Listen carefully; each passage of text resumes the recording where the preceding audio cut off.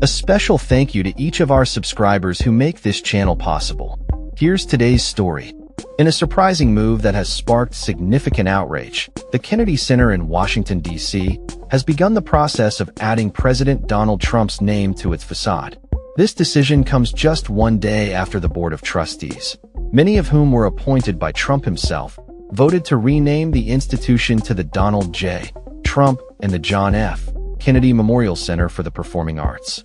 The Kennedy Center, originally named in honor of President John F. Kennedy following his assassination in 1963, has been a cultural landmark since its opening in 1971.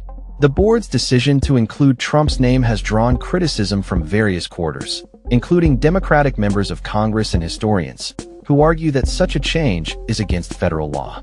According to the legislation that established the Kennedy Center, only Congress has the authority to alter its name, and any changes would require a formal act of Congress. The Kennedy Center was named by law. To change the name would require a revision of that 1964 law, stated Ray Smock, a former House historian, emphasizing the legal constraints surrounding the memorial. Critics have raised concerns that the board's vote was merely a facade to legitimize an already planned move to affix Trump's name to the building. Photos taken on Friday show workers installing large letters spelling out Trump's name, further fueling allegations of impropriety. Democratic Senator Andy Kim of New Jersey took to social media to voice his concerns, asserting that if work was indeed taking place to change the sign, it should cease immediately as it violates federal regulations. The Kennedy Center's board, which includes several of Trump's allies, is facing accusations of overstepping its legal boundaries. The original legislation that named the center prohibits the installation of additional memorials or plaques that could alter its status as a tribute to Kennedy.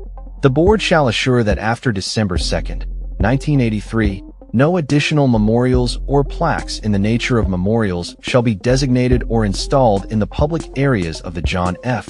Kennedy Center for the Performing Arts, the law clearly states. Exceptions exist only for specific circumstances, such as plaques acknowledging gifts from foreign countries or contributions to the center.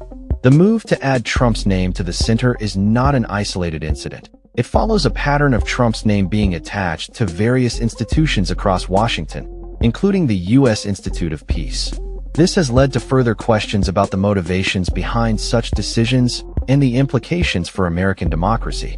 Many have expressed alarm at the potential normalization of such actions, likening it to authoritarian regimes where leaders' names are prominently displayed across public spaces.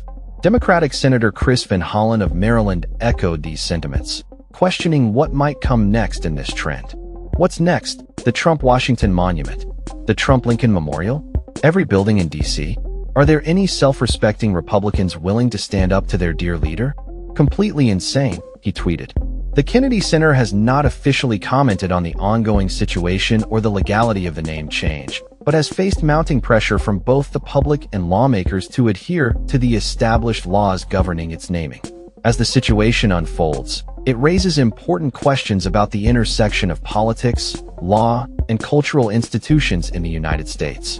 The Kennedy Center, a bastion of the arts and a tribute to a beloved president, now finds itself at the center of a political storm, highlighting the contentious nature of Trump's presidency and the challenges facing American institutions in this polarized environment. The future of the Kennedy Center's name remains uncertain as calls for a congressional review of the board's decision grow louder. With the potential for legal battles ahead, this situation is far from resolved, and it is clear that the implications of this name change will resonate beyond the walls of the Kennedy Center. As this story continues to develop, we will keep you updated on any further changes or responses from the Kennedy Center and Congress. That's all for this story. We upload videos every day covering many different subjects, so hit that subscribe button to stay informed. Thanks for watching.